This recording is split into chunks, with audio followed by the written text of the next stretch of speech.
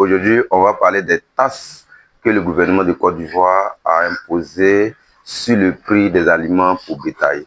Quelle est la conséquence que ça va avoir pour les éleveurs et pour les consommateurs?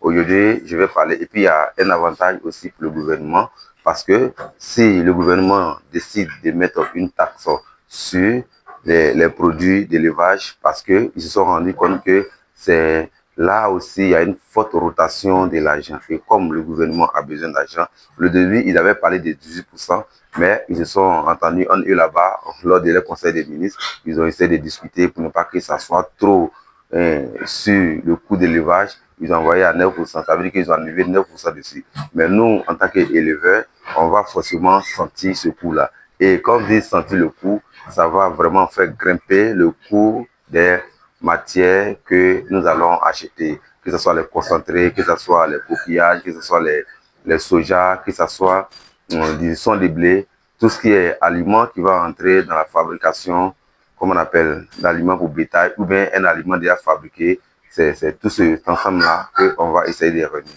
Puis, je vais parler pour le domaine de l'élevage des phoques. Ça va aussi toucher dans tous les secteurs d'activité. Je prends par exemple les concentrés.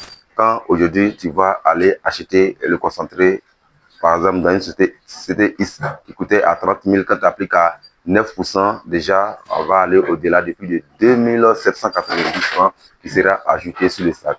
Imagine que si toi tu utilises environ 10 sacs de concentré dans le mois, vous voyez le coût et l'augmentation que ça fait. Ça, c'est les concentrés que je parle. Et aujourd'hui, quand je vais aussi prendre le soja, si tu payais le soja à 18 000, à 20 000, quand tu vas appliquer 9% dessus encore, ça va faire au-delà de plus de 1600 encore. Donc, c'est toute cette augmentation-là. Quand tu prends le blé, tu vas appliquer 9% dessus encore. Ça va faire une augmentation encore élevée. Quand tu prends le coquillage, quand tu appliques à 9% encore, ça va faire une augmentation. Donc, pour un aliment composé, combien de fois 9% que l'éleveur doit acheter? Si l'éleveur décide de fabriquer lui-même ses propres aliments, il aura 9% sur le soja, 9% sur le blé, 9% sur le coquillage, 9% sur les farines de poisson et puis 9% sur le concentré. Donc, ça fait combien de fois 9%? Ça fait 5 fois 9%. Et ce coût-là, ça sera vraiment énorme pour l'éleveur. Et si on n'y prend pas garde, quand tu vas finir de les élever, tu ne sauras pas à quel prix fixer le coût de ta viande. Parce que c'est ça qui va vraiment faire que tu vas perdre ou gagner. Je suis en train de parler de ça, c'est un véritable problème pour les éleveurs. Et la finalité, quels sont ceux qui vont pouvoir supporter ça?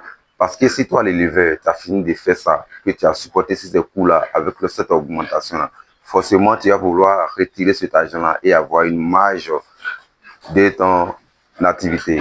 Donc, raison de plus que l'éleveur aussi doit aussi se réunir avec ses autres éleveurs pour voir quelles sont les mesures qui ont été prises là, quelle est la conséquence que ça a eu et pourquoi et comment est-ce qu'on va fixer les nouveaux prix de la viande. Si avant le kilo de la viande de porc, en gros, ou bien dans les villes de l'intérieur, était par exemple à 1800 francs ou bien à 2000, vous allez voir qu'aujourd'hui, ça va facilement passer de 1800 à 2500, voire même à 3000.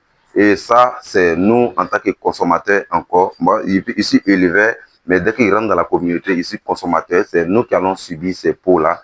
Et vous allez voir que les ménagères vont commencer à se plaindre, les ménages vont commencer à se plaindre et ça va vraiment faire des graissements sur là-dedans. Donc, c'est un peu la conséquence qui est derrière cette augmentation.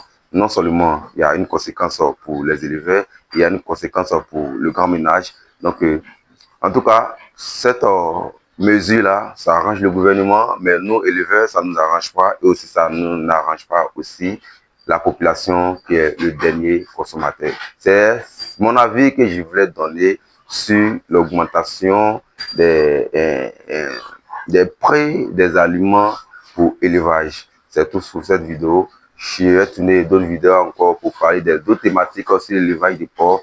Et aujourd'hui, c'est cette vidéo-là, c'est dédié exclusivement à ça. Merci.